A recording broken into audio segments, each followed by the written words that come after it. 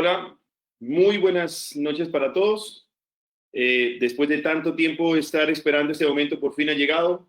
Para nosotros es un gran honor tenerlos a ustedes en este espacio virtual, pero seguro muy cercano, en donde queremos hablar sobre lo que muchos expertos han llamado el choque de dos pandemias. De pronto ya está un poquito como cada vez más sensible el tema de COVID y todo lo que hoy por hoy ya sabemos de obesidad. Dos grandes patologías que hoy nos tienen en un punto de quiebre para entender qué es lo que podemos hacer y por qué tenemos más riesgo. Queremos agradecer en este momento a la ayuda a través de Academia de Obesidad y Novo Nordisk, el que nos haya podido acercar a ustedes en sus hogares, y este espacio que junto con el doctor Palacio, médico del deporte, y quien les habla, Ricardo Rosero, endocrinólogo de Clínica Las Américas, estamos preparados para discutir con ustedes. En esto, conflictos de interés, pues básicamente, como ustedes bien deben saber, es una charla patrocinada por Laboratorios Novo Nordisk, y queremos empezar sobre todo por ¿qué es obesidad? Muchas veces estamos cada vez más de pronto sesgados a hablar de obesidad como un número que se refleja en una báscula. Y definitivamente cada vez desde el área médica nos estamos alejando más y más y más de ese término de peso. Pues obesidad, básicamente, hay que tener algunos puntos claves, que son, es una enfermedad que en este momento la padecen 1.9 billones de personas alrededor del mundo. Se habla de más de 650 mil millones de personas con sobrepeso. Es la quinta causa de muerte a nivel mundial y definitivamente representa un gran costo para el sistema. Cuando empezamos a hablar nosotros de la definición per se habla que obesidad es el aumento en el tejido graso, que esto se perpetúa y lleva a un estado de inflamación, y que esa inflamación puede conllevar a diferentes estados de comorbilidad, o sea, de otras enfermedades, como son hipertensión, diabetes, alteraciones neurológicas, dermatológicas, fertilidad, muchas otras cosas. Hoy por estudios que están ya establecidos, se habla que más de la mitad de los colombianos presentamos diagnóstico o de obesidad o de sobrepeso. Y que las comorbilidades principales, como lo estaba diciendo, son la diabetes, hipertensión, enfermedad coronaria, la enfermedad renal y cáncer. Más de 14 tipos de cáncer se han relacionado con el exceso de grasa. Y por último, ¿por qué nos queremos alejar de peso? Porque no solo es la báscula la que está en juego aquí, sino toda esa área de asociaciones que hay aunadas a los estigmas sociales, los estigmas emocionales y los estigmas laborales que hacen parte de este gran conjunto de alteraciones que afectan al paciente con obesidad. Por eso les digo, esto no es un número que me representa qué tan bien o qué tan mal estoy. Definitivamente, cuando hablamos de obesidad, tenemos que hablar de índice de masa corporal, pero idealmente deberíamos hablar de composición corporal. Para que ustedes vean esto representado en esta gráfica a su izquierda, a su derecha, perdón, estamos viendo un examen que se llama densitometría, en donde podemos definir lo amarillo que ustedes ven es el tejido graso, lo rojo que ustedes ven es el tejido muscular y lo azul es el tejido óseo. Luego, cuando estamos hablando de obesidad, estamos hablando de ese exceso de amarillo en ese tricolor. Ahora bien, ya sabemos que la obesidad genera estos problemas, que es secundario una inflamación crónica que me lleva a un sinnúmero de alteraciones emocionales, mecánicas, cardiovasculares y metabólicas. Pero bueno, ¿qué tiene que ver con el coronavirus? Bueno, pues básicamente el coronavirus en este momento ustedes saben que es una zoonosis. En este momento se habla que entre el 80 y 85% de los pacientes que tienen diagnóstico positivo de COVID son asintomáticos, que de esta población el 14% pueden desarrollar cuadros severos que requieran hospitalización y que el 5% pueden llegar a requerir cuidados intensivos, a través tal vez de la utilización de ventilación mecánica. Que desde el principio se habló que era una enfermedad que atacaba sobre todo pacientes mayores de edad y que tenían algunas patologías asociadas como son la diabetes, hipertensión, insuficiencia cardíaca, entre otras. Pero ¿qué es lo que ha pasado?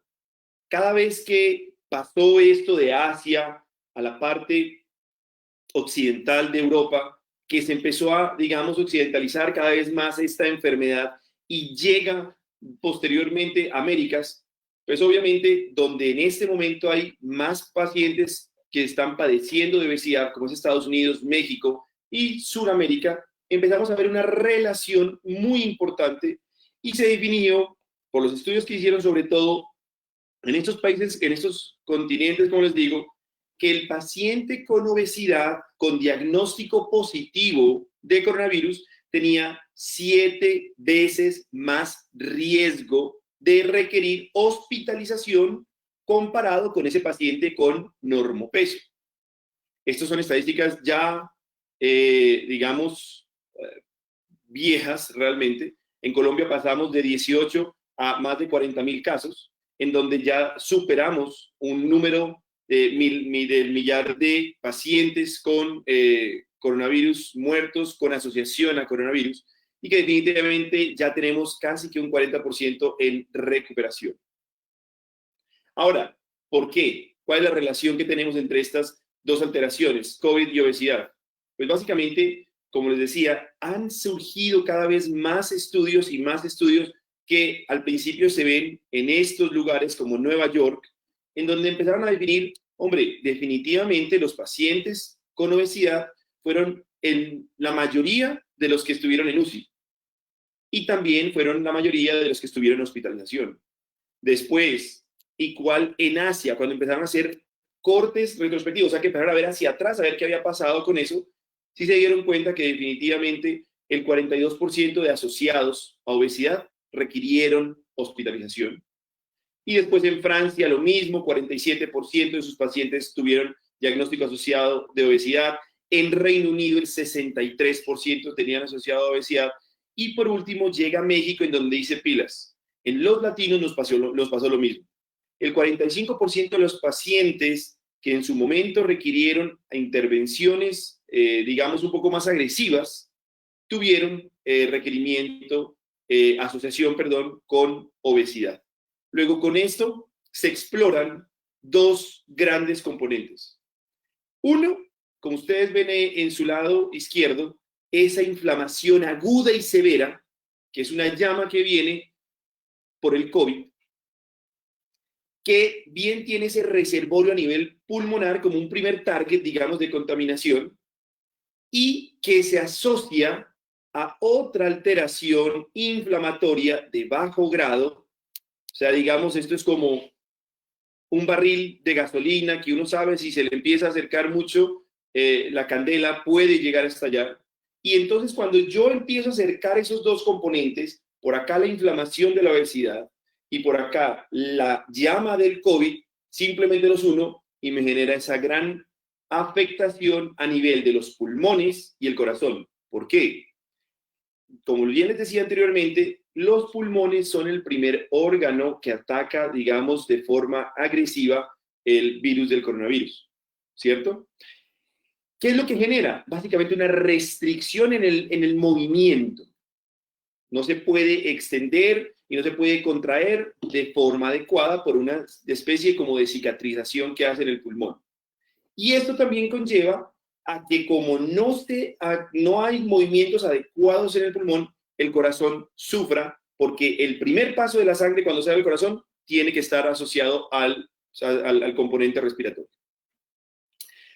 Pero con obesidad tenemos otros componentes. El paciente con obesidad ya tiene restricción en los movimientos de la caja torácica, o sea, de los pulmones. ¿Por qué?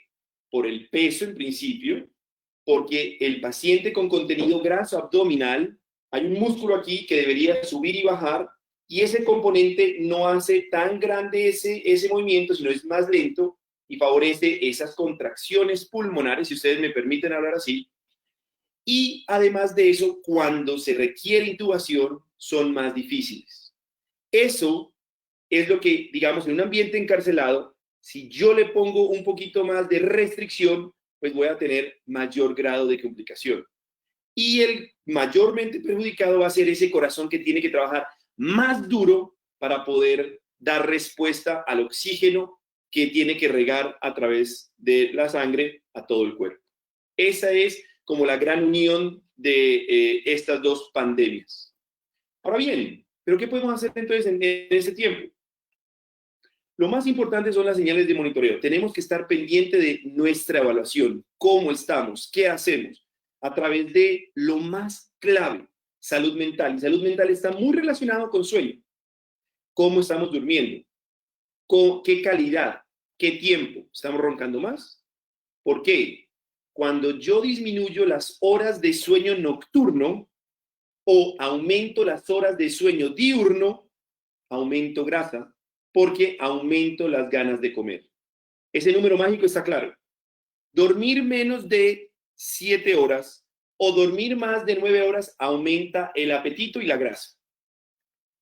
2, los pensamientos negativos. Nos han llenado de mucha información que, si bien es cierta, cuando uno no sabe discriminar o filtrar, definitivamente genera como negativismo. Los pensamientos negativos a nivel del cerebro, en una región que se llama hipotálamo, genera estrés. El estrés disminuye mi gasto energético, o sea, la quema de calorías, y aumenta el consumo de energía, o sea, aumenta la gana de comer. Lo que lleva a lo que estamos mencionando, hambre hedónica o hambre emocional.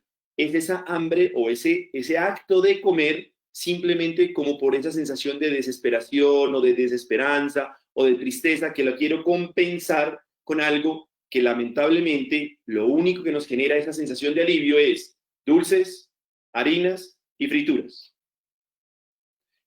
Por eso tendemos a comer más mecatico, más paqueticos que verduras o fruta. Cuando yo empiezo de pronto a activarme, siento que me canso rápidamente. Lo que habla es de esa restricción que puedo tener en un mal acondicionamiento respiratorio y al mismo tiempo de un mal acondicionamiento muscular. ¿Por qué? Porque básicamente estamos en un espacio reducido, haciendo una actividad mínima, como es de pronto estar en casa. No, pero mira, Ricardo, la verdad es que yo hago el oficio porque me ha tocado mucho. Sí, esas son actividades mínimas que no generan un gran consumo de oxígeno, por eso empezamos a caer. Pero si empezamos a subir, a caminar, subir cuestas, subir, ¿cómo se llama? Escalas, como tal, puedo generar esa fatiga. Y por último, definitivamente esto lo llaman el signo del rombo positivo, es cuando ya empiezo yo a sentir cada vez más apretado esa ropa que usualmente utilizaba, lo que habla del incremento graso. Estas 5 cosas no pasan o la una o la otra, pasan todos al mismo tiempo, entonces por eso es que hay que estar revisando cómo estoy de pronto, qué comí tanto en cuanto a paquetes, si es que estoy siendo más negativo que positivo, no estoy viendo el lado positivo a la cosa, si estoy durmiendo mal, si me estoy levantando durante la noche, si ya estoy de pronto yendo hasta la esquina y me siento como más fatigado, como que tengo que hacer un poquito de ejercicio, o si la ropa la siento ya muy apretada. Luego, entonces, ¿cómo tenemos que cerrar estos minutos para darle paso a mi colega, el doctor Palacio? Primero, siempre revisar calidad de sueño. Buscar dormir durante la noche. Nosotros somos, la expresión es clara, animales de día, o sea, diurnos. Gastamos en el día y dormimos en la noche, nos ocultamos. Hay que respetar eso. Y la calidad de sueño también está sobre todo con disminuir la cantidad de luz artificial, televisores, celulares, todo eso. Y más si celulares son los que me traen a mí la información negativa. Porque para eso lo mejor es tener redes de apoyo. Empezar a utilizar esta virtualidad como aquí para tener alguien con quien hablar, que me aclaren las ideas, me despejen algunas dudas, saber preguntarle con honestidad, que sé que no me van a mentir. No es nada que quieran generar una acción en nosotros, como lo que puede pasar con diferentes medios audiovisuales. Tiempo de reflexión.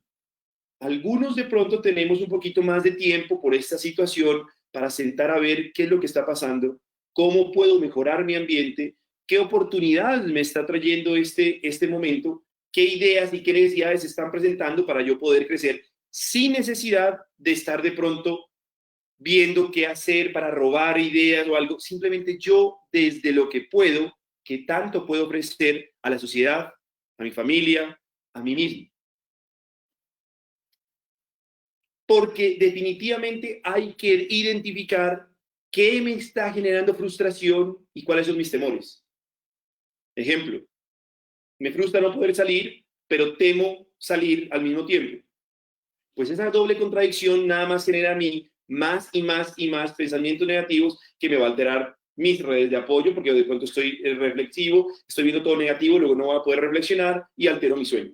Con eso, cuando yo identifico eso, lo puedo analizar y puedo ver cómo le doy, digamos, la vuelta a esta parte.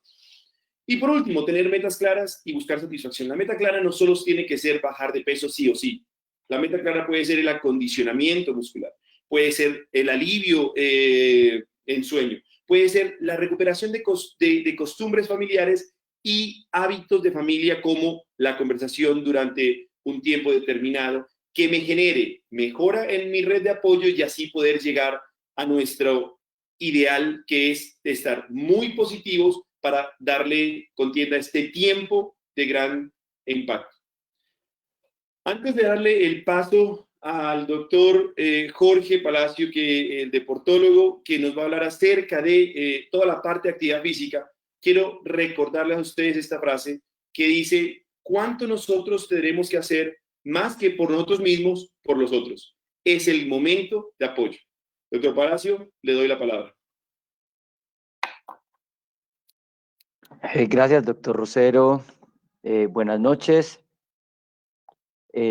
Bueno, entonces para continuar un poquito con lo que ya veníamos hablando con el doctor Rosero, del tema del choque de las dos pandemias, pues entonces vamos a empezar acá. Esta es mi diapositiva de conflicto de intereses, una charla patrocinada por Novo Nordisk, a quien les agradezco la oportunidad de invitarnos para hablar en la noche de hoy de este tema que es bien interesante y pues, que nos hace pensar mucho sobre cómo tenemos que movernos más en estos tiempos de cuarentena para evitar subir de peso, ganancia de grasa, que es esta primera diapositiva. Si yo estoy sedentario, quieto en mi casa, me dedico a ver televisión, a pedir domicilios, a comer mal, pues entonces voy a perder salud.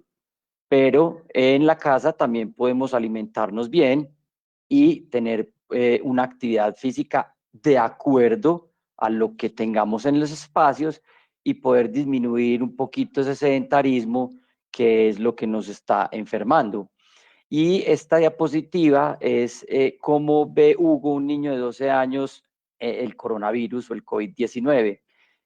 Y es eso, o sea, se nos cambió la vida por completo, los colegios cerrados, las iglesias cerradas, el cine cerrado, los gimnasios donde íbamos a hacer ejercicios cerrados, no podemos salir. Entonces él lo ve como si estamos encarcelados, pero en medio de esa cárcel también tenemos que empezar a movernos porque en lo que hemos trabajado con los pacientes durante esta cuarentena han tomado ciertas actitudes. Unos se han dedicado a estar quietos, a ver televisión, a comer, empieza todo el estrés que genera el estar encerrado, el compartir el mismo espacio todo el tiempo con las mismas personas. Entonces simplemente se dedican a tener esa ingesta hedónica y a comer y estar acostados. También están los que están en teletrabajo, que el teletrabajo, aunque ha sido muy interesante y ha mejorado en muchas empresas como el desempeño de las personas, también ha limitado los espacios de actividad física y de libertad, por decirlo así, o de ocio para hacer actividad física, porque como está en casa, entonces tengo que terminar esto, tengo que prolongar esto, tengo que hacer esto, y antes que trabajábamos, por decir algo, 8 horas, ahora estamos trabajando 10 horas porque tengo que terminar hasta la noche o me puse una reunión extra o aprovechar para terminar esto. Y otros también lo hemos visto, se han puesto muy juiciosos, han hecho actividad física, han utilizado aplicaciones, bueno, y todo esto los ha llevado a que durante la cuarentena y esta pandemia, pues estén siguiendo su rutina de ejercicio, adecuándola a la casa. Pero será entonces esta la única pandemia, la del COVID. Como lo decía el doctor Rosero, también tenemos la pandemia de la obesidad, pero miren lo que aparece. La inactividad física fue declarada como pandemia en el 2012 y ha tenido una morbimortalidad de 3.2 millones anuales atribuibles a esto, en el desarrollo de patologías como la hipertensión, la diabetes. Entonces tenemos que hablar de varias pandemias a la vez. Estamos hablando del COVID, que es la que nos afecta ahora y la que nos tiene tan tensionados por el aumento impresionante que está teniendo en nuestro país, pero también tenemos la pandemia de la obesidad y la pandemia del sedentarismo.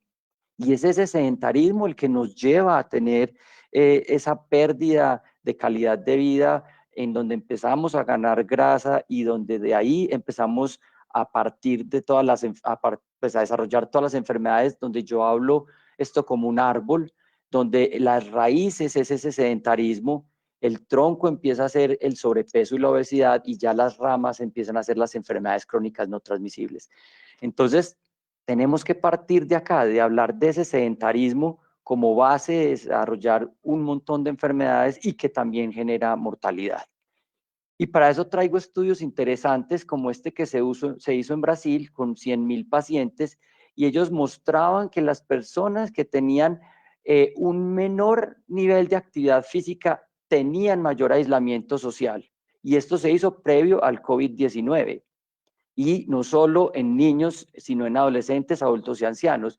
Cuando nosotros miramos esa actividad física que desarrollamos, por ejemplo, en un gimnasio, cuando vamos a esa clase grupal en el parque de el INDER, o vamos a nuestra clase de rumba o de zumba, pues tenemos interacción con las personas y de ahí salen nuevos amigos y uno llega a interactuar con ellos. Pero si yo soy sedentario y me quedo viendo televisión, también voy a tener un aumento en ese aislamiento social.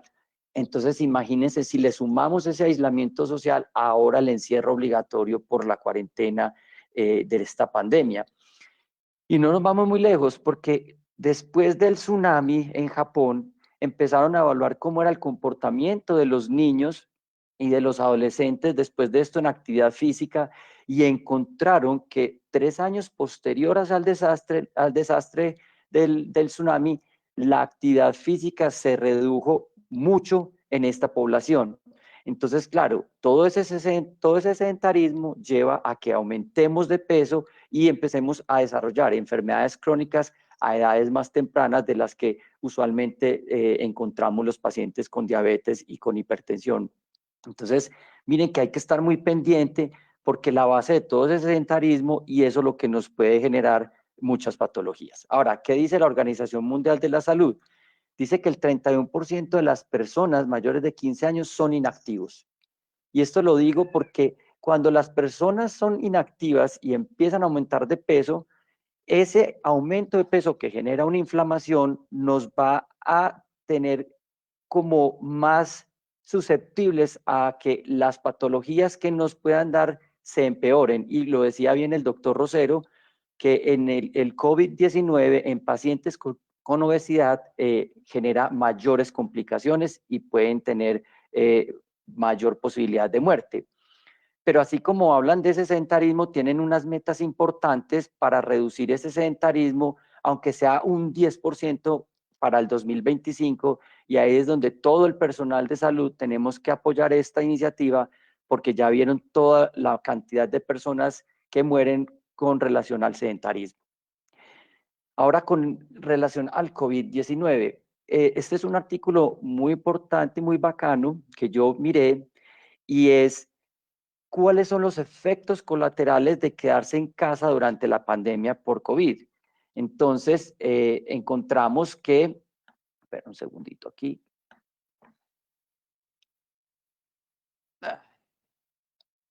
Perdón. Ahora, hay una disminución de los pasos.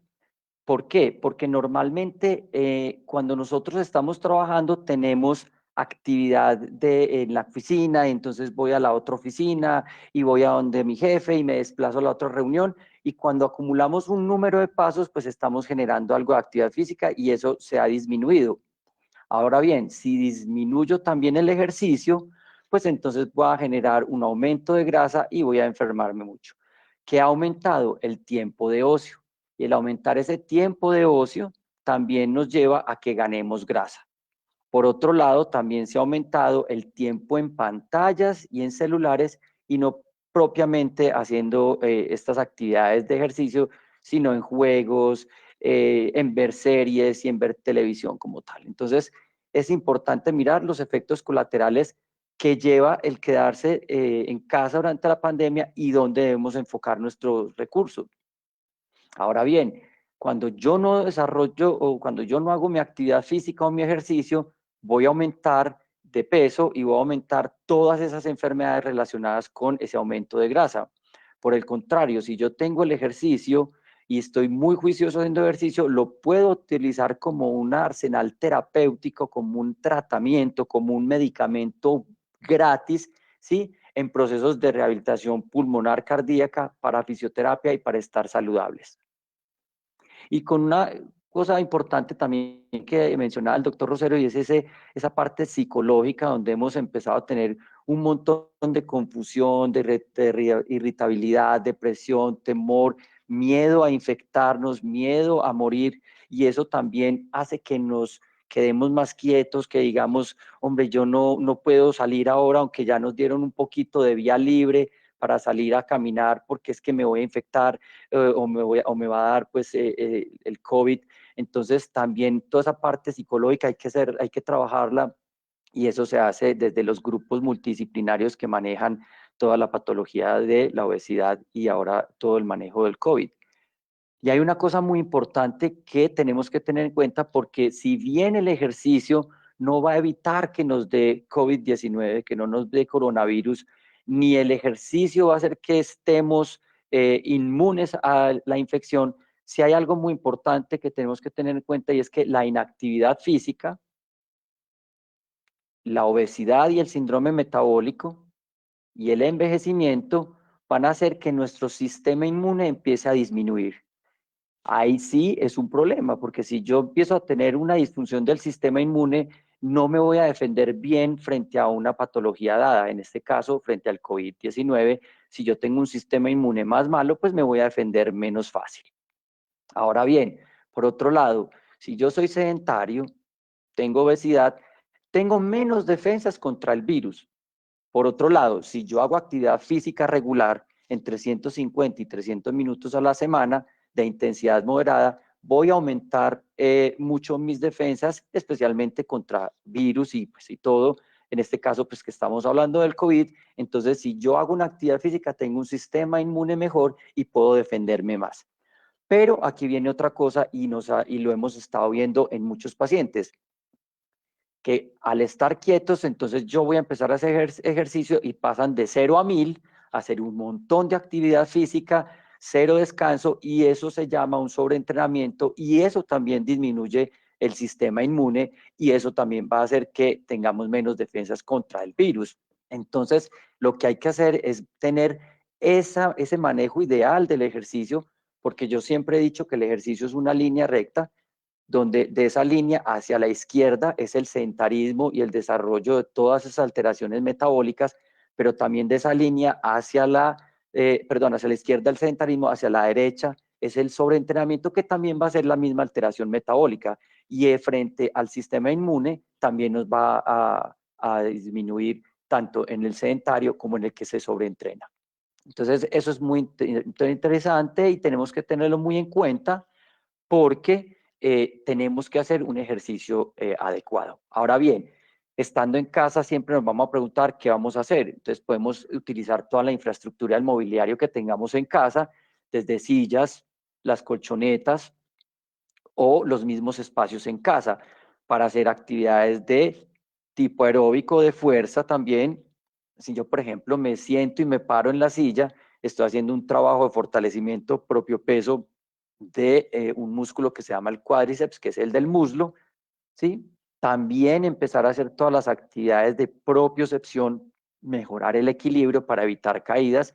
Recuerden que en la medida que nos quedamos quietos, el músculo se va perdiendo y cuando se pierde ese músculo empieza a haber una cosa que se llama el síndrome de fragilidad, que nos podemos caer más fácil. Y si nos caemos más fácil y por ende tenemos un problema de osteopenia o osteoporosis, pues nos vamos a fracturar. Entonces tenemos que empezar a trabajar ese equilibrio, esa fuerza para mejorar ese síndrome de fragilidad, caminar dentro de la casa. A veces me dicen, pero es que yo vivo en un apartamento, listo, camina de la cocina a la biblioteca o de la puerta a la biblioteca, desde un punto hasta la parte más lejana y repetirlo. ¿Es monótono? Sí, pero hay que aprovecharlo porque eso significa que tenemos la disciplina de no quedarnos quietos y desarrollar actividad física en esta pandemia. No se nos puede olvidar el estiramiento final, es el enfriamiento o el cool down, que es muy importante para que esos músculos y esos tendones vuelvan a recuperarse después de esa carga aeróbica y de fuerza. También hay unas técnicas orientales que podríamos utilizar y la gente lo utiliza mucho, que es el yoga, que nos mejora mucho la parte de flexibilidad y también de fuerza, porque se hacen algunos ejercicios de tipo isométrico, que son los que no tienen movimiento en las posiciones de yoga. Y otro que genera movimiento es el Tai Chi Chuan, que es un tipo de ejercicio muy interesante porque son movimientos armónicos donde combinan esa parte espiritual de concentración, de sacar la idea de esta pandemia para tener la mente libre y de una vez hacer ejercicio por los movimientos articulares. Y también tenemos las apps que son muy importantes. Las apps son una ayuda porque nos da mucha variedad de ejercicios y hay que aprovechar para que no se vuelva monótono. Pero tenemos que tener mucho cuidado con las apps en lo siguiente. Los que realizan esos ejercicios son personas que llevan mucho tiempo entrenadas. Probablemente el que vaya a hacer la app, no. Entonces uno lo que tiene que hacer es escuchar bien el cuerpo y saber hasta dónde llega con ese tipo de ejercicios, no excederse porque se van a presentar lesiones y de hecho ya la hemos venido viendo en consulta, personas que pasaron de no hacer nada a hacer algún tipo de estas apps y tuvieron lesiones o musculares y tendinosas. Entonces, ¿se pueden hacer? Sí, son muy buenas, son muy dinámicas, lo hacen sentir a uno muy bien porque se está moviendo y te exigen, pero entonces esa exigencia debe ser hasta donde nosotros escuchemos el organismo para evitar las lesiones.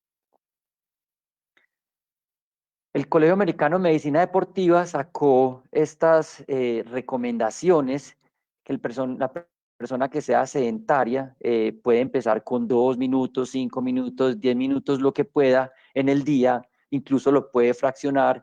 Nosotros utilizamos a veces el triple 10, que empiece con 10 minuticos en la mañana, 10 minuticos al mediodía y 10 minuticos en la noche para llevarlo a ese reacondicionamiento aeróbico. Y eso irlo aumentando hasta llegar más o menos a 300 minutos. Lo mínimo para no ser sedentario son 150 y ellos lo dividen en 30 minutos 5 veces a la semana, con 2 días de descanso. Para hacer 300, entonces ya hablamos de 60 minutos dividido en 5 días.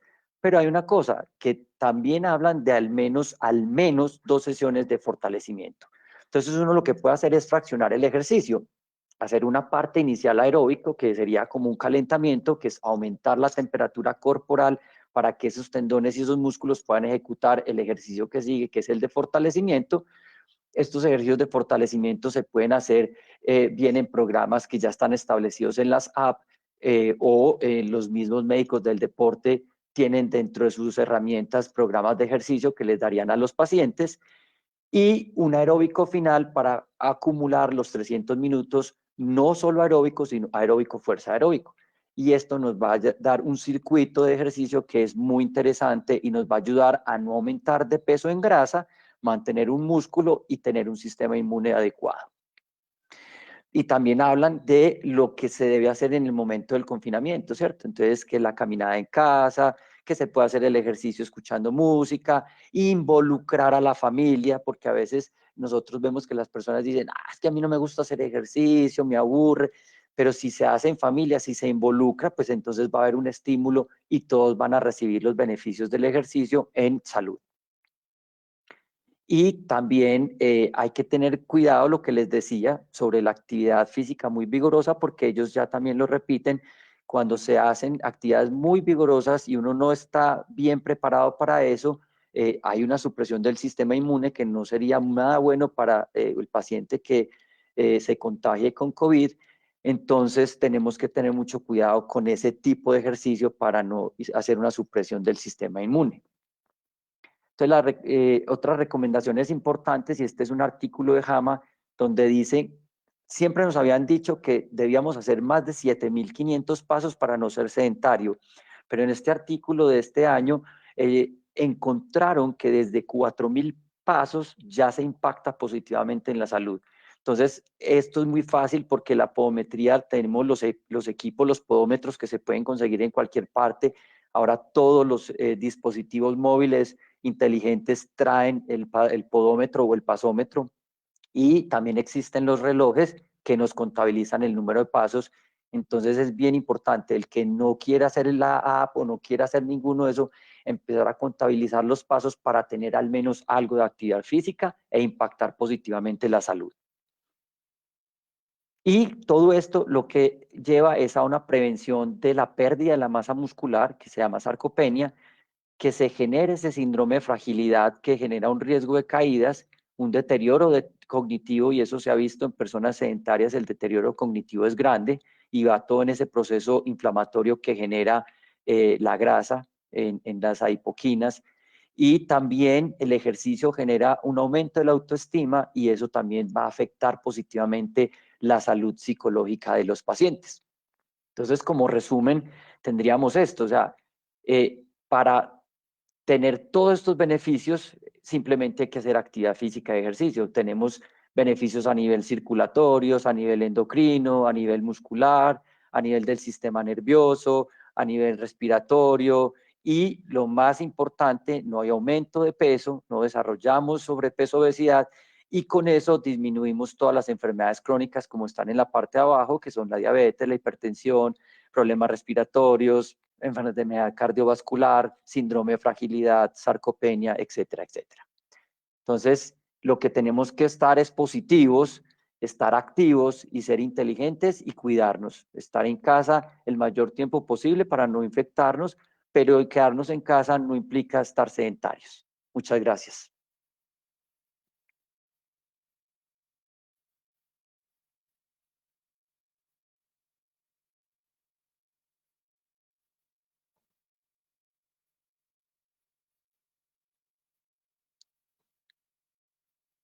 Entonces, damos vía libre para las preguntas que tengan con nosotros.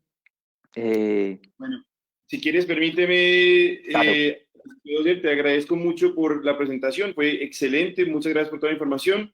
Y esta es una gracias. pregunta que sí que inicias tú y después puedo de pronto complementar algo y es, doctor, ¿cuánto tiempo de cardio máximo se puede hacer cuando se quiere bajar de peso? Bueno, ahí me voy a ceñir mucho a las guías, y las guías dicen que para uno no, para uno mantener o disminuir el peso graso, lo que debe acumular son 300 minutos a la semana. Eso es lo que dice la guía del Colegio Americano de Medicina Deportiva y el Colegio Europeo de Ciencias de la Actividad Física, que son 300 minutos, que es lo que uno debe acumular. Sin embargo, también está la posibilidad de hacer los circuitos en esa misma hora, donde incluyamos los ejercicios de fortalecimiento. Recuerden que si uno mejora el músculo, mejora la tasa metabólica basal, entonces gastamos más energía solo por estar vivos, por decirlo así. Entonces es muy importante esa combinación de ejercicios, pero la guía es clara. Para uno mejorar el peso debe acumular 300 minutos a la semana. Yo aquí de pronto, después de dejar muy claro lo que dijo el doctor Palacio, quisiera de pronto complementar diciendo que el ejercicio está asociado siempre a un todo. no puedo llegar a hablar de ejercicio para bajar de peso. ¿Por qué? Porque si yo hago lo que el doctor bien menciona, pero sigo comiendo igual, nunca hago ese déficit calórico. Luego, cuando la pregunta es qué ejercicio o cuánto ejercicio tengo que hacer, tiene que ser seguido de coma y cuánta comida debo comer cada calorías, para buscar que ese ejercicio, como bien lo menciona el doctor Palacio, genere ese gasto energético mayor y que el ingreso de calorías sea menor a ese gasto para tener el déficit que me haga bajar de peso. Traducción: corrí 10 minutos, me como 3 tamales, no voy a tener ningún efecto benéfico del ejercicio. Entonces, aquí, permítame, doctor, dicen, ¿qué pasa acerca de la caminata, bicicleta estática? ¿Eso es bueno? Y de pronto voy a agregar esto, doctor, diciendo acá, estoy caminando 7,000 pasos diarios toda la semana. ¿Eso está bien? Entonces, tal vez le parece bien, doctor, si eso se responde desde los ejercicios aeróbicos que son fáciles en este momento, estacionarios, como puede ser la bicicleta estática, y asociado de pronto a esa caminata, ¿cómo podríamos orientar un poco a nuestros aquí asistentes para hacer esos ejercicios en pro de sus beneficios de salud? Sí, gracias, doctor Rosero. Es importante, pues si tenemos los equipos en casa, pues lo que nosotros vemos normalmente es cuando tienen una banda, una elíptica o una bicicleta, lo utilizan es para colgar las toallas, pues hay que desempolvarlas y empezarlas a usar, porque en este momento en el que hay todavía una gran restricción para estar por fuera, es una gran herramienta de ejercicio. La bicicleta estática es una buena herramienta para hacer ejercicio. Hay que tener cuidado si uno tiene alguna patología osteomuscular como rodilla o espalda, porque si uno no tiene bien la relación entre el sillín y el pedal, pues puede haber una angulación grande de la rodilla y puede aumentar el dolor en este caso. Entonces hay que tener mucho cuidado en eso. Una forma de medir fácil eso es que cuando uno se para al lado del sillín, le llegue más o menos a la altura de la cadera, del hueso que uno se toca al lado lateral, que sería el trocánter. Es una medida estándar para uno poder decir que está bien en la altura del sillín.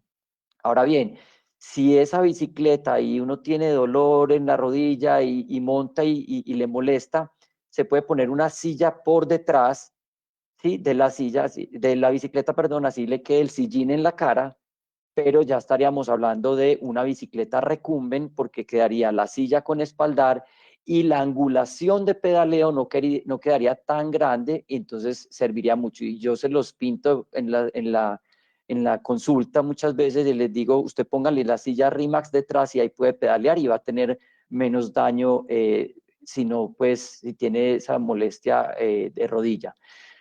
Yo siempre defiendo el trabajo en circuitos. El trabajo aeróbico es súper importante, caminar, como les decía ahorita, caminar aunque sea de la cocina a la sala y de la sala a la cocina o de la puerta a la biblioteca, como sea, eso nos va a generar un gasto energético y vamos a hacer un proceso aeróbico interesante. Pero también siempre hay que recalcar la importancia de ese ejercicio de fortalecimiento que se puede hacer con propio peso o con bandas elásticas y combinarlo en ese cardio inicial y ese cardio final que puede ser o en la elíptica o en la bicicleta o en la banda o simplemente caminando. A los que no les gusta porque es un espacio muy reducido, también se les puede decir que pongan música y esa parte final de ejercicio la pueden hacer bailando y eso es un ejercicio también de tipo aeróbico. No sé si querés complementar algo ahí, Ricardo. Sí, me parece simplemente como resumir lo que dijo el doctor, a iniciar a hacer ejercicio es muy bueno. Nunca iniciar de forma intensa, sobre todo con estos dos instrumentos que se mencionaron. O sea, no le voy a poner inclinación, no le voy a poner resistencia, porque puedo afectar mecánicamente las articulaciones. Eso es clave. Y de nuevo el mismo concepto, ¿cierto? El ejercicio va siempre en combinación con absolutamente todo, la actitud, el sueño y la alimentación.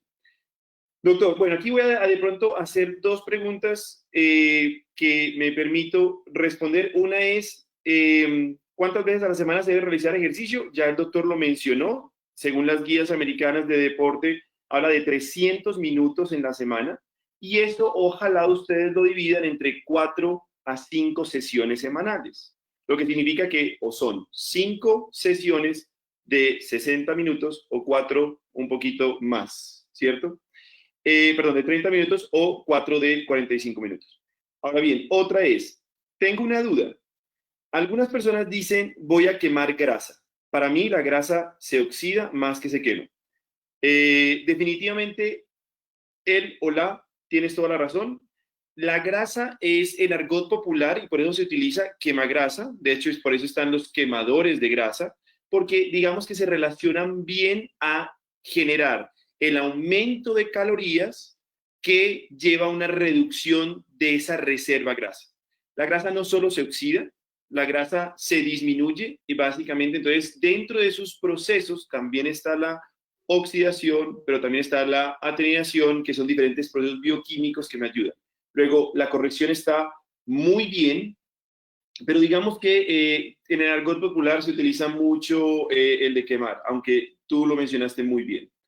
Doctor Palacio, aquí alguien dice 25 minutos de cardio, de ejercicio aeróbico, perdón, y 25 minutos de ejercicio de fortalecimiento es suficiente para una rutina diaria de ejercicio. Sí, es suficiente, pero hay que tener en cuenta una cosa y es que si vamos a hacer 25-25, la distribución es muy importante. Yo fraccionaría esos 25 de cardio para hacer un calentamiento inicial. Recuerden que el calentamiento es simplemente aumentar la temperatura corporal para que esos músculos y tendones estén adecuados o listos para ejecutar el ejercicio de fortalecimiento o un ejercicio de mayor intensidad. Si ustedes miran, por ejemplo, frente a un partido de fútbol, el calentamiento previo es largo, más o menos 15 minutos previos y después salen a jugar el partido. Entonces, el calentamiento es fundamental. Yo fraccionaría esos 25 de tipo aeróbico y 25 de trabajo de fortalecimiento es muy buen tiempo, muy buen tiempo. Entonces, yo lo fraccionaría. Y hay otra cosa importante y es que ese cardio final o ese aeróbico final ojalá sea combinado, no siempre el trabajo sencillo, moderado, porque aburre y cansa, pero es muy bueno ese trabajo aeróbico de intensidad moderada por la utilización de grasa como fuente energética, pero también para tener mayor dinamismo y mayor capacidad cardiovascular, también se pueden hacer trabajos en intervalos que son, por ejemplo, estar un minuto en una banda a 7 kilómetros por hora y después pasar unos 3 o 4 a 5 kilómetros por hora, que eso sería un intervalo que también va a mejorar esa capacidad cardiovascular. Aquí hay otra pregunta. Voy a contestar la primera parte, doctor Palacio, así suene de pronto un poco grosero, porque la segunda es toda suya. La primera dice, he sido muy juiciosa por un año y medio con dieta y ejercicio. He bajado 17 kilos de peso y ahora estoy en mi peso ideal, pero tengo todavía algo de barriguita baja. ¿Qué debo hacer para bajar esa grasa abdominal baja?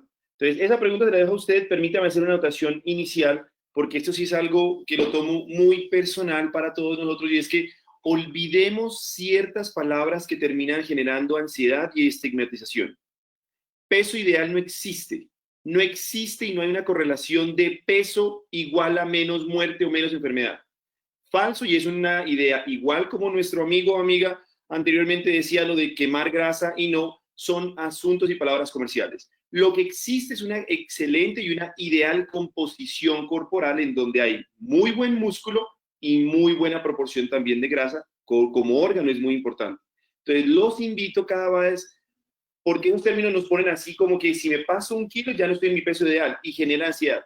Y eso desde el punto de vista del cerebro, donde está todo el tema de energía, que se llama termogénesis, genera simplemente un efecto de acumulación, adaptación y después reganancia. Entonces, ojo con eso, debes seguir muy bien con ese ejercicio. Y ahora sí, doctor, toda es tuya. La segunda pregunta, de pronto, como hablé mucho, le voy a repetir. ¿Cuáles son los ejercicios para bajar la grasa abdominal baja? Bueno, primero lo que acabaste de decir es fundamental, o sea, el buscar pesos ideales genera ansiedad y fracaso en los tratamientos. De la segunda parte es importante tener en cuenta, porque eso lo venden mucho los instructores, y venga, yo le hago trabajo para quemar abdomen, o yo le hago este ejercicio específico para que cambie grasa en tal parte. Cuando uno empieza a hacer ejercicio y va a hacer un trabajo aeróbico, lipolítico, o sea, gasto de grasa como fuente energética, el organismo saca grasa de todas partes. Entonces, yo pienso más como un mito el decir yo voy a hacer un trabajo específico para un sector del cuerpo en bajar grasa. Lo que sí puede hacer uno es mejorar el músculo en esas zonas. Y para trabajar esa zona inferior del abdomen también es importante que hagamos ejercicios de core, que son la musculatura central, donde incluye el abdomen superior, medio, inferior y toda la musculatura lumbar. Eso, mejorar ese músculo, pues va a hacer que tengamos un metabolismo mayor, pero realmente que yo te pueda decir que hay un ejercicio específico para bajar grasa de una zona localizada, sería ideal, pero no lo hay, o no lo Listo. conozco. Muchas gracias. Aquí viene una pregunta que sería bueno debatir y es, ¿cuál es el mejor ejercicio para hacer en esta época? ¿Qué considera usted, doctor Palacio? No, yo ahí repito, para mí lo ideal es el circuito, es mezclar trabajos de tipo aeróbico, ¿sí? Con ejercicios de fuerza, flexibilidad y meterle a eso también ejercicios de propiocepción o equilibrio. Es súper importante y los ejercicios son muy sencillos, pero siempre tiene que haber ejercicios de fortalecimiento porque en estos momentos de quietud el músculo es un órgano muy agradecido, pero también es muy desagradecido. Él es muy agradecido porque lo podemos trabajar hasta el último día de vida, pero también es muy desagradecido porque después de 72 horas de no trabajarlo se empieza a perder. Entonces es ahí el llamado del ejercicio ideal, es cualquiera, pero debe incluir fortalecimiento. Hay un concepto que es la inmunología del ejercicio, que lo escribió hace poco el doctor Minak, y eso ha estado por otro, en donde habla de, lo mencionaba el doctor Palacio previamente, y es, si yo estoy siendo sedentario, ¿cierto? No hacer nada de actividad por más de 3 semanas, ese es el tiempo en donde él estableció, y empiezo a hacer más ejercicios cardiovasculares, tengo siempre una curva hacia abajo en donde disminuye las defensas que se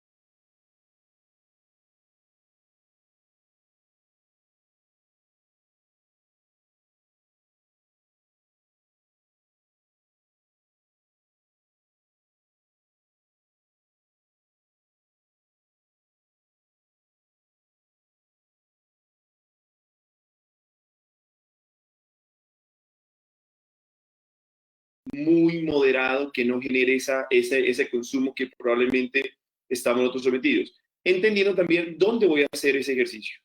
En zonas de polución que de pronto pueda irritar y de pronto no es que vamos a tener, y eso lo mencionó y quiero ser muy claro en eso, lo mencionó el doctor Palacio, no es que digo me va a dar COVID, pero de pronto me da síntomas respiratorios y cualquier síntoma respiratorio en este momento pues genera algo de estrés, angustia. Entonces, estoy muy de acuerdo con el doctor diciendo que ojalá se haga más fortalecimiento, trabajos de equilibrio, esos bailes que él mencionaba en su charla son brutales. Otra pregunta, doctor.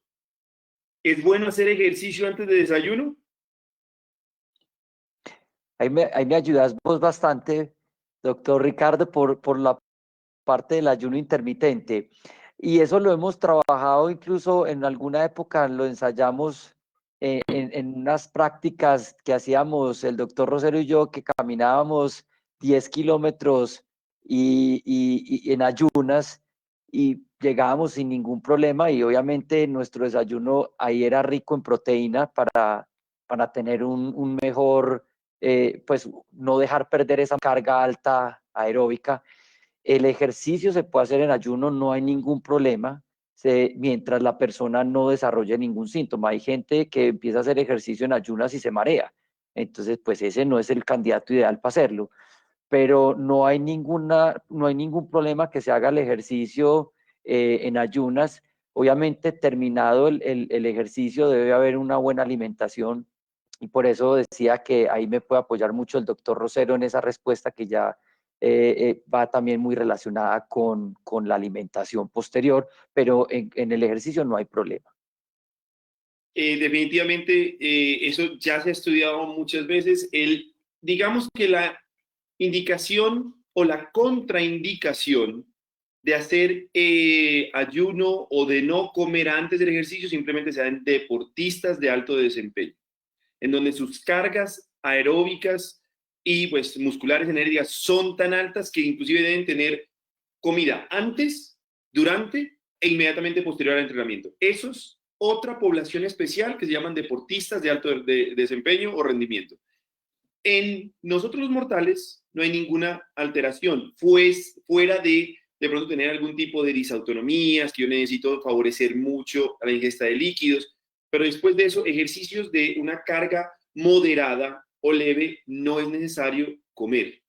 Y sí hay estudios que los muestran que el ejercicio antes del desayuno e inclusive también antes del almuerzo son los que más se han visto, cara a tiempo de hacer ejercicio, los que más se han visto con relación a disminuir de peso versus los que se hace de forma vespertina o nocturna, o sea, tarde y noche. Entonces, con eso podemos dar claridad. Otra que de pronto quiero aquí meter, bueno, y lo que decía el doctor, claro, porque yo voy a tener suficiente energía o reservas energéticas para darle durante ese tipo de actividad moderada, que más o menos es de 30 a 45 minutos. Cuando esto se lleva a una intensidad mayor, a un tiempo mayor, hacer ejercicio, caminatas, qué sé yo, montañismo, 2, 3 horas, pues ya empiezo a generar el consumo total de las reservas y por ende empiezo a presentar síntomas o fatiga. Que aquí voy a anotar otro tipo de pregunta que me dicen, ¿y la anemia? Porque dicen, hacer ejercicio por debajo de hemoglobina. Esa es otra de las contraindicaciones, sobre todo para hacer ejercicios vigorosos o de alta carga o de alta intensidad. No hay una contraindicación para hacer actividad física cara a, de pronto, esos movimientos que bien decía, de propio peso, que sean muy coordinados y vigilados. No se recomienda hacer ejercicios moderados y vigorosos con hemoglobinas menores a 9 porque genera fatigabilidad y alteraciones y de estrés cardiorrespiratorio. Entonces, en eso lo mejor es tratar la condición de base antes de adoptar una actividad física regular y progresiva. Otra pregunta es, aquí hay un caso que me interesa que se discuta y es, perdón.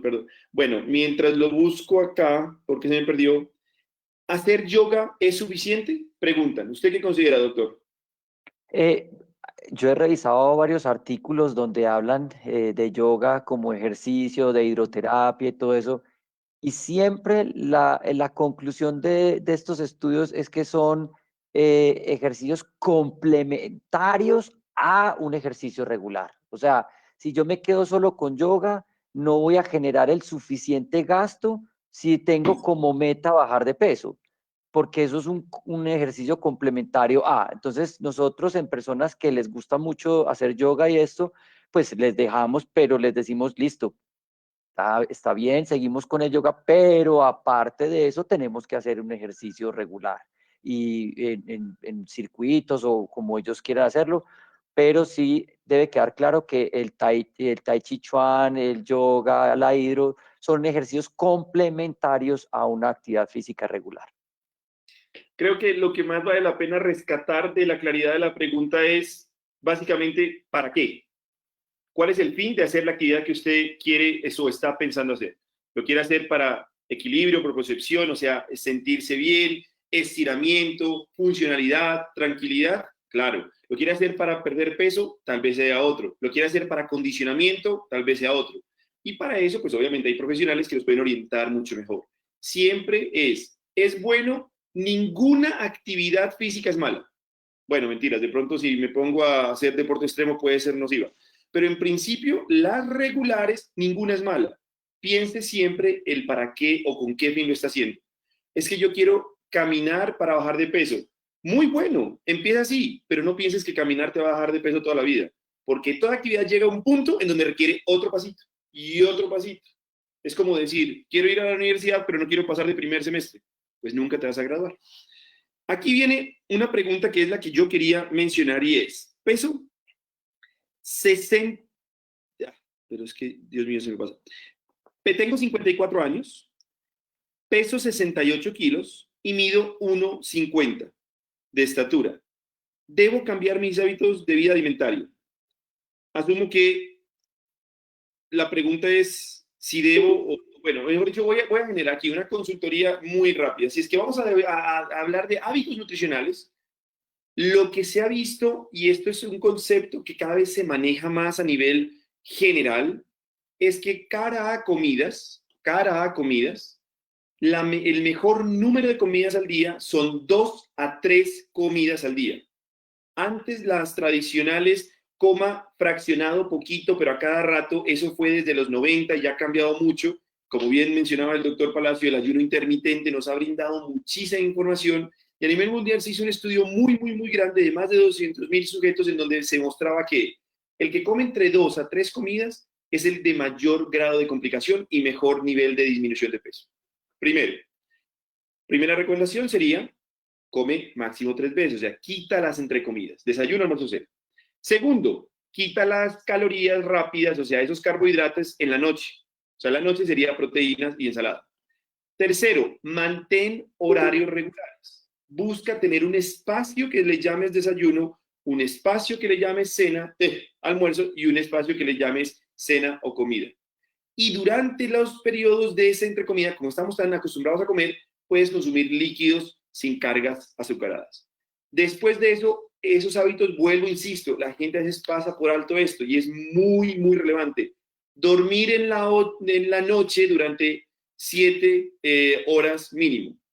Y por último, más allá de los hábitos, siempre asociarlo a ejercicio, actividad física. Ojalá esa actividad física sea orientada, sea dirigida y con un propósito.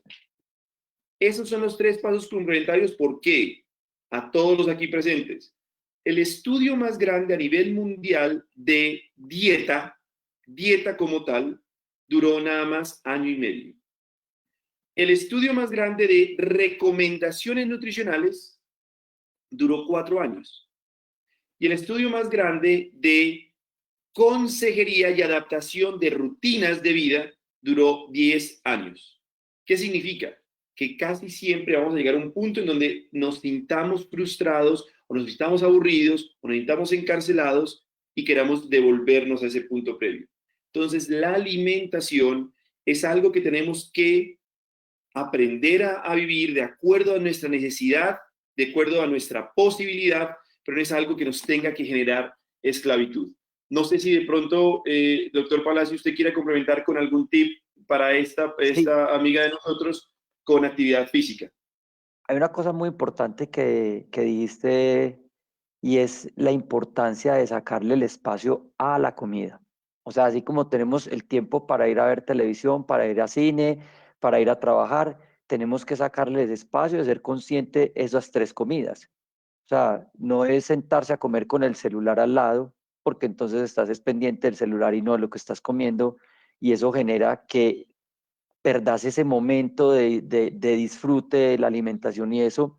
Entonces eso es muy importante.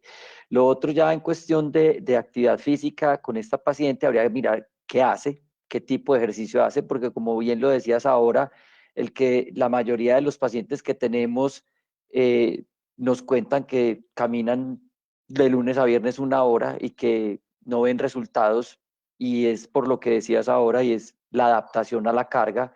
Entonces vas a tener un beneficio cardiovascular constante por esas caminadas, pero si tu meta es disminuir el peso graso, pues con la sola caminada no vas a tener. Entonces habría que analizar muy bien qué tipo de actividad física está haciendo y empezar a reorganizarla. Y lo otro es, también lo hemos visto mucho en la consulta en el programa, y es los que son muy empeliculados con el ejercicio y les encanta hacer 5 días de spinning donde dicen que sudan hasta dejar que tienen que trapear donde estuvieron haciendo la bicicleta, y eso genera, eso son actividades físicas o ejercicios de muy alta intensidad donde los sustratos energéticos no van a ser nunca la grasa, sino que va a ser proteína, que, o sea, nos vamos a comer el músculo, y va a ser también gasto de azúcares, de glucosa, como fuente energética. Entonces, después de una carga de esas, simplemente nos vamos y nos comemos algo después y vamos a recuperar esa glucosa que perdimos y vamos a haber perdido músculo. Y eso lo vimos en seguimiento en personas que se dedicaban a hacer alta intensidad solamente, donde veíamos que perdían masa muscular. Entonces hay que revisar muy bien el programa de ejercicio que ella esté haciendo, y lo que vos decís es muy importante, o sea, sacarle el tiempo a la comida y disfrutarla, y que sea un espacio así como le sacamos tiempo a otras cosas. Aquí hay una pregunta muy en combinación de los temas, voy a leerlas y después la respondo, y es el primero. Los estudios de COVID-19 y peso en asiáticos con índice de masa corporal en rangos diferentes para obesidad y sobrepeso son extrapolables a Colombia. Definitivamente esta es una pregunta de alguien de pronto del sector de salud. Cara a índice de masa corporal, recuerden que los índices de masa corporal en asiáticos son diferentes a los índices corporales de los habitantes occidentales, ¿cierto? De hecho, la obesidad en ellos se cataloga de una forma menor que la de nosotros, que está por encima de 30.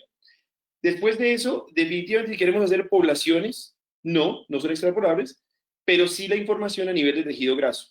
Por ahora no se ha descubierto que la grasa de ellos sea diferente a la grasa de nosotros, y la inflamación tampoco. Lo que sí se puede establecer es que de los estudios asiáticos solo hay uno.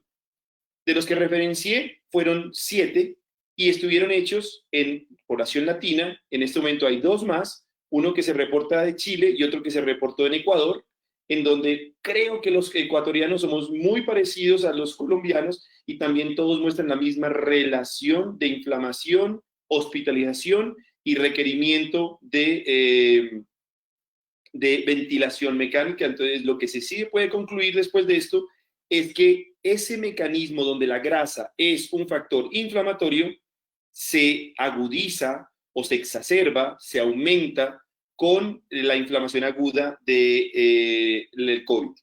La otra pregunta es, ¿cuál es el mecanismo de supresión del sistema inmune sobre el entrenamiento? Esto es muy interesante porque de verdad me alegra que personales de salud estén metidos en este medio de comunicación. Y es sencillo para explicarlo para que nuestra población que está escuchando sea muy claro. Básicamente es el mismo sistema en el cual yo tengo un grupo de policías guardando o buscando guardar toda una manzana, ¿cierto? En un barrio, y de pronto ocurre un motín o un atentado o un accidente en la esquina sur. Todos los policías van a tender a ir para ese lugar y los policías van a quedar pocos a nivel de las otras cuadras de la manzana. Cuando yo recluto en un lado, en este caso esa cuadra se llama músculo, pues dejo periféricamente más expuesto a que ocurran otros accidentes. Por eso es que cuando yo empiezo a reclutar por la inflamación que genera el impacto, la contracción, el gasto calórico de un músculo no preparado, ese músculo recluta a esos policías, a esas defensas, dejando libre esos pulmones, ese sistema respiratorio alto que lleva a la enfermedad. Por eso es que una vez se soluciona, y la curva es así en U, una vez se soluciona ese atentado que pasó en la esquina del músculo y se empieza a generar toda esa reparación, ya definitivamente se agrupan los policías, aumentan los policías y esa manzana entera termina totalmente bien custodiada porque, como dice el doctor, o lo mencionó el doctor Palacio, aumenta las defensas para evitar el paciente bien entrenado, no con sobreentrenamiento, siempre es menos proclive a tener cualquier tipo de infecciones respiratorias. Si quieren, a través de este medio, el estudio es del 2019 y es muy interesante para aprender más de la inmunología del ejercicio. Es muy interesante y les agradezco mucho por esa pregunta porque realmente discutir esos aspectos enriquece todos los días estos medios. Otra pregunta que de pronto la podemos responder a medias, doctor Palacio, y es, paciente diabético, ejercicio en ayunas. Esos son estudios que se han visto en diabetes, que se hacen sobre todo en población de cierta religión, que son los Ramadán. En ese periodo de Ramadán, lo que se ha visto es que los pacientes diabéticos, cuando hacen ejercicio en ayunas, sí presentan complicaciones. El paciente diabético no se recomienda hacer ejercicio en ayunas, menos aún si es que ese paciente usa insulinas. Entonces, desde el punto de vista, digamos, metabólico y alimentario, yo llego hasta ahí. Me gustaría de pronto, no sé si es que algo para complementar, doctor Palacio. No, efectivamente, el ejercicio en diabéticos ya es otro mundo que se tiene que prescribir de manera individual con cada paciente, tanto en el diabético tipo 1 como tipo 2.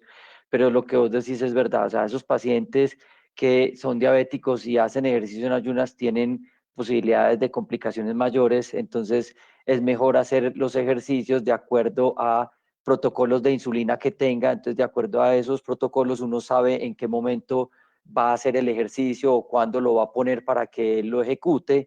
Y en el no insulínico también tiene unas medidas muy estrictas de cómo organizar ese programa. Pero definitivamente el diabético es un mundo distinto y no podemos.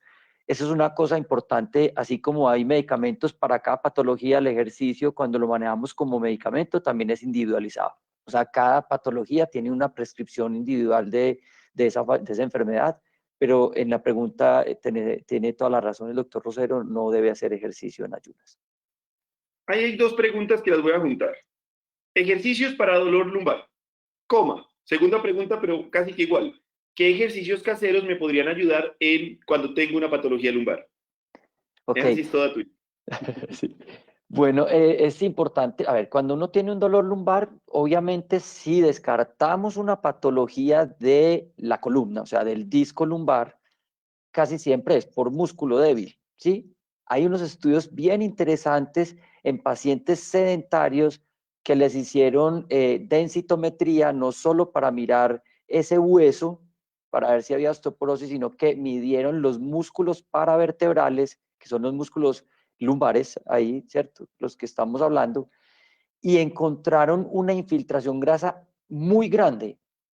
Esa infiltración grasa dentro de ese músculo hace que yo vea un volumen de músculo, pero que no es efectivo.